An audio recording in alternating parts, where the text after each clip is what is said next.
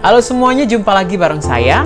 Dan saat ini kita akan membahas sebuah topik yang berjudul Roh Kudus Pembaharu. Untuk itu kita akan belajar dulu siapa sih Roh Kudus. Dan karenanya kita akan melihat terlebih dahulu sebuah video yang linknya sudah saya kasih di bawah. Saya rekomendasikan video ini video yang bagus untuk kita bisa belajar tentang Roh Kudus. Ditonton dulu ya, setelah itu kita akan lanjutkan pembelajaran kita. Nah, gimana tadi videonya? Bagus kan? Kalau sudah jelas tentang siapa itu Roh Kudus, yuk kita lanjutkan pembelajaran kita.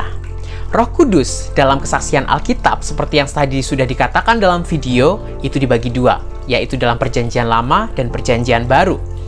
Dan di situ digunakan dua kata, yaitu dalam Perjanjian Lama, yaitu ruah, dan Perjanjian Baru, yaitu pneuma. Dua-duanya sama-sama diartikan sebagai angin, udara, nafas, atau energi. Seperti yang dikatakan tadi, berarti Roh Kudus adalah sesuatu yang tidak terlihat tetapi memberikan energi, memberikan kekuatan pada banyak orang melakukan segala sesuatu. Terus apa sih bedanya konsep Roh Kudus dalam Perjanjian Lama dan Perjanjian Baru? Dalam Perjanjian Lama, Roh Kudus bersifat eksklusif. Apa maksudnya?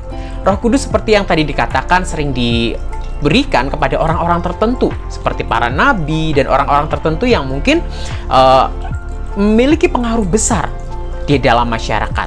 Tuhan memakai orang-orang tertentu itu dan memberikan Roh Kudus untuk menggerakkan mereka dan sehingga mereka bisa berdampak baik pada masyarakat.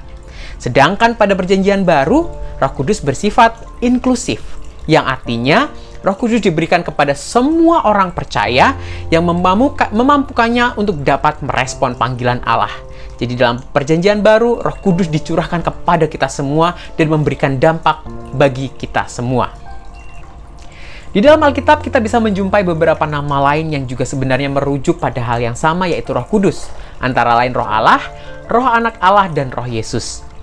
Kamus Alkitab telah meringkaskan bagi kita peran-peran Roh Kudus.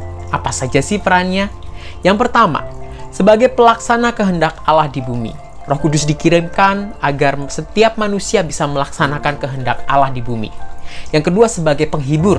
Sebagai contoh, ketika murid-murid Yesus sangat bersedih dan kecewa dan takut dan sebagainya, Roh Kudus dikirimkan sehingga murid-murid itu bisa merasa terhibur meskipun ditinggalkan oleh Yesus.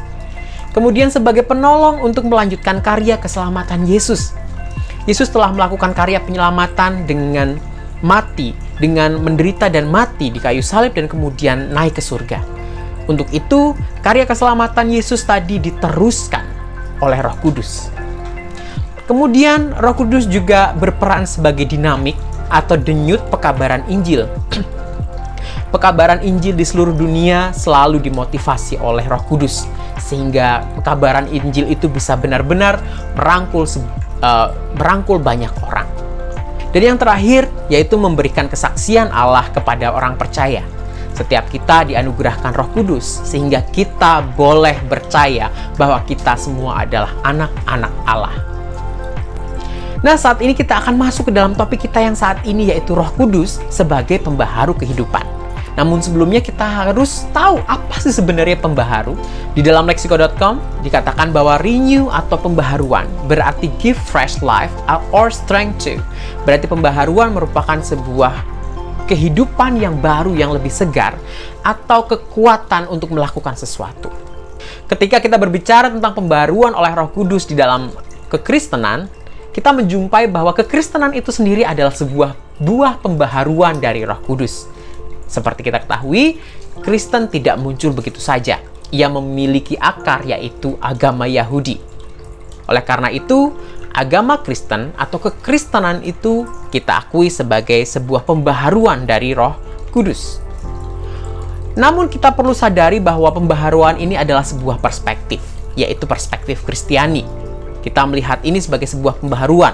Tentu saja berbeda ketika perspektif itu dilihat dari perspektif Yahudi. Oleh karena itu, segala sesuatu yang kita dibahas di sini adalah sebuah perspektif Kristiani. Itu yang harus kita sadari bersama. Salah satu buah pembaharuan Roh Kudus dari perspektif Kristiani dapat kita lihat di dalam doa pagi setiap laki-laki Yahudi. Setiap paginya, laki-laki Yahudi berdoa dengan 3 pokok. Yang pertama, Terpujilah Engkau ya Allah, Raja semesta alam, karena Engkau tidak menciptakan aku sebagai seorang bukan Yahudi. Terpujilah Engkau ya Allah, Raja semesta alam, karena Engkau tidak menciptakan aku sebagai budak. Terpujilah Engkau ya Allah, Raja semesta alam, karena Engkau tidak menciptakan aku sebagai seorang perempuan. Kita akan berbicara tentang 3 hal ini di dalam kelas. Oleh karena itu, persiapkan diri kalian di dalam diskusi, dan sampai jumpa di kelas.